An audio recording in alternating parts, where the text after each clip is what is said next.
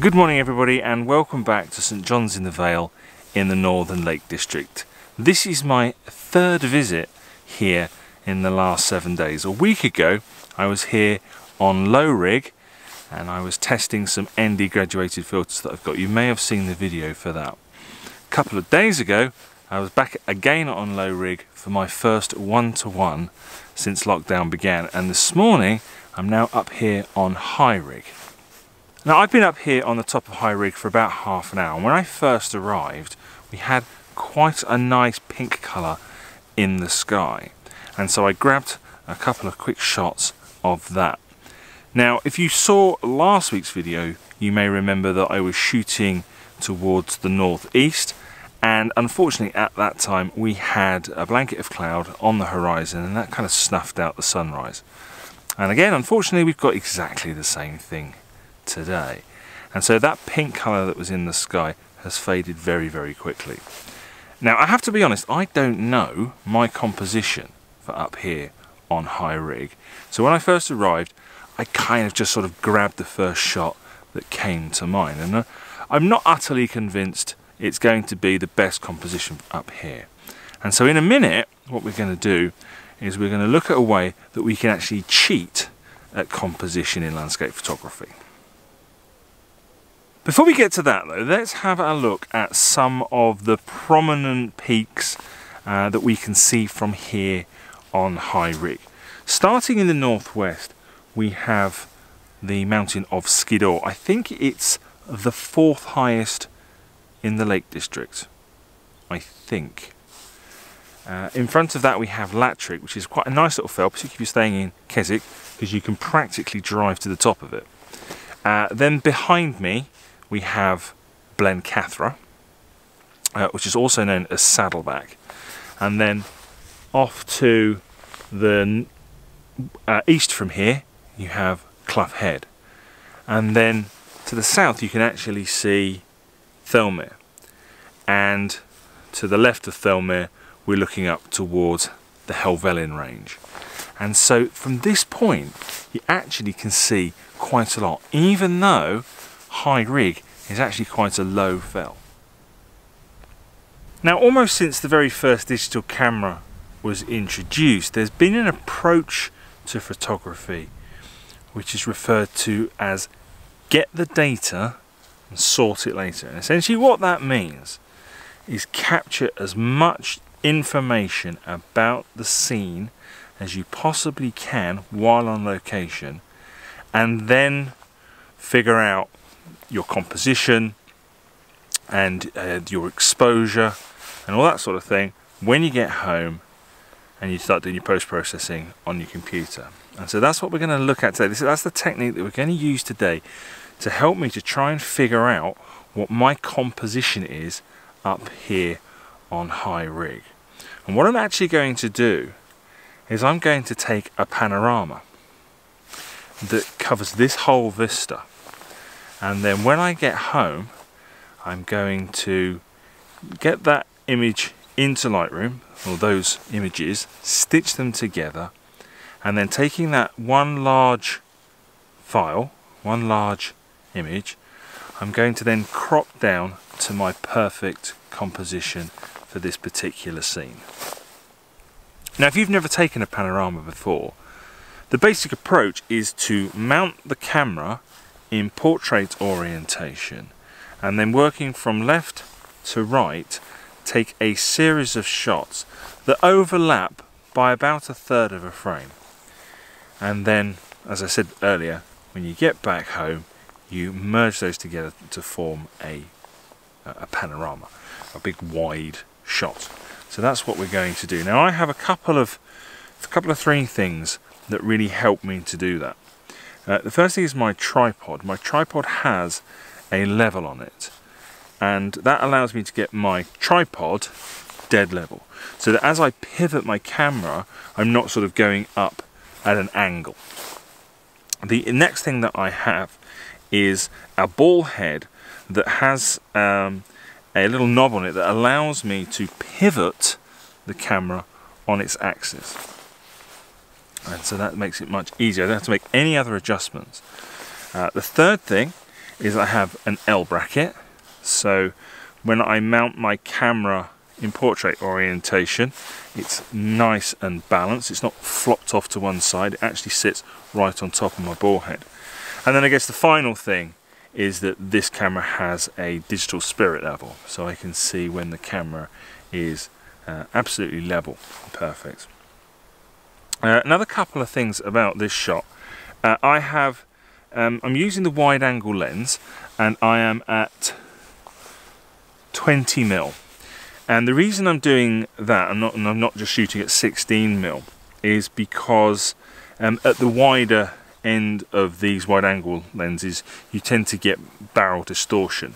So by using a focal length that is somewhere slightly longer than that, that reduces that. Now remember, what we're trying to do is we're trying to stitch these images together, and so we want as little distortion in the image as we possibly can. The second thing is, very, very unusually for me, I have taken my polarizer off of the front of the camera. And that's because really we've got blue skies this morning, and what a polarizer will do is will darken down those skies. But it tends to darken them down more in the corners, and you don't want that if you're stitching images together, because you kind of get this kind of banding effect throughout the sky. So I've taken the polarizer off, but because we have a slightly brighter sky than we have foreground, I have a 3-stop ND grad on, and I've positioned that so it's just hitting the top of the mountains. Because this is actually a fairly level, the mountain tops are fairly even, that shouldn't cause me any problems at all. Yeah, so what I'm going to do now is I'm going to go ahead and I'm going to take those shots.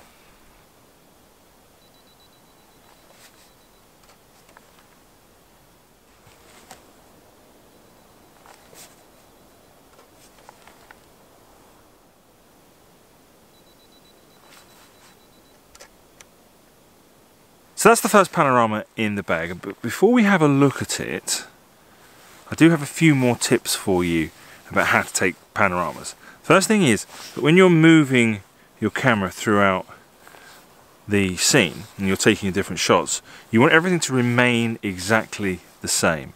So you don't want the exposure to change and you don't want the focus to change. So you should set your camera in manual exposure mode, and you should set your you should focus manually as well, and that way when you take your shots everything will remain the same. The other tip that I have is, when you set your exposure, make sure that you're setting it for the brightest parts of the scene so that you don't end up clipping any of your highlights. So for me, that is off to the east where the sun is rising, so that I've set my exposure so that that shot to the east is perfectly exposed, and then actually everything else is going to be a little bit darker, but in Lightroom we should be able to lift some details out of the shadows. We should be able to manage that as I say, in Lightroom in post-processing afterwards, so that's not too much of an issue. Okay, so here is that first panorama that I've taken today, and as you can see it takes in the whole scene, and you know, maybe just as a single shot that isn't too bad. Not too bad at all, and I don't do an awful lot of panoramas, I'll be honest with you. But from that I'm then going to crop down to standard 16:9 ratio, my standard ratio for YouTube, and this is the image that I've come up with.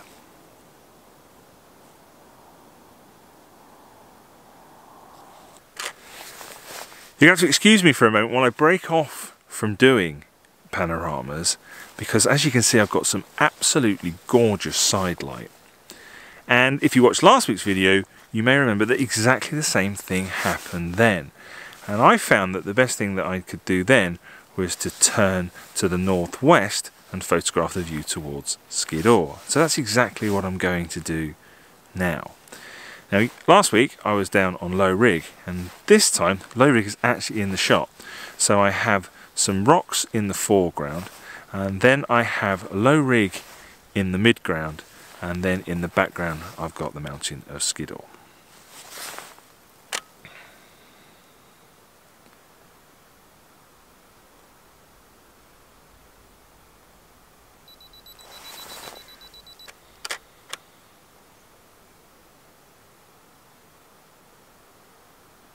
I've taken a couple of shots there, a landscape orientation shot for you all to see and a portrait orientation shot for Instagram. And there's a couple of things about this shot. I've changed the filters. So I put the polarizer back on, and that's because I have got some direct light on the foreground and I want to reduce the glare that's coming off of those rocks as much as I possibly can. But I have to be careful because I've got the sun off to at 90 degrees to the camera, and with the sun in that position, that massively exaggerates the effect of the polarization. And what that also does is it darkens down the sky, and I was getting a very, very, very dark sky. So I have eased the polarizer off a bit. I've probably got it about half strength, and that's given me a much more realistic sky. And also, to counteract that dark sky, I've also switched from a 3-stop soft edge grad to a 2-stop soft edge grad, and that's giving me a much more natural looking shot. Right, sorry about that, I just had to get that shot in the bag. So let's go back to cheating at landscape photography composition. But this time what I'm going to do, rather than shooting with a relatively wide lens and including lots of foreground, this time I'm going to put the telephoto lens on and do a panorama at somewhere in the region of about 85mm, I reckon. Now this time I'm going to have to be a bit careful about how far I go. Now that the sun has broken gone above the top of Clough Head, I can't go too far to the east, so I'm just going to have to be a bit careful about how far I go over. The dynamic range of this scene now, if we're going from about 180 degrees, it's just too much. So be a little bit careful there. But I think with the longer focal length, I'm not going to want much of Clough Head anyway. I don't think that's going to be part of my final composition. So that shouldn't be too much of a problem.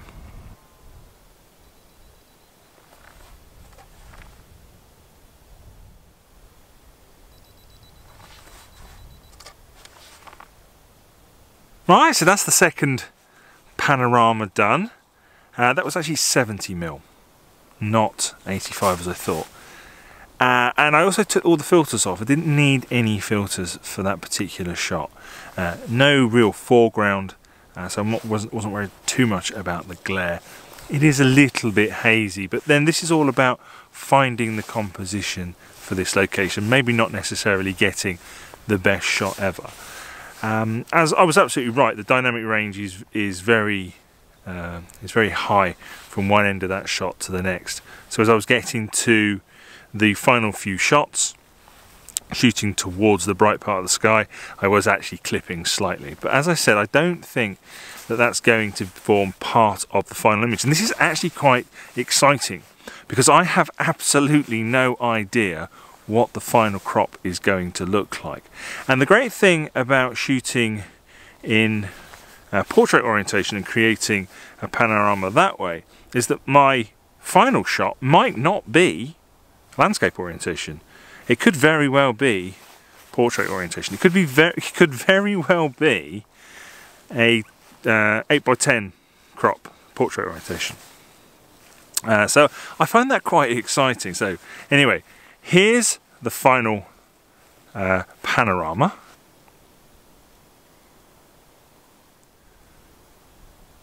And this is the crop that I've chosen for my final image.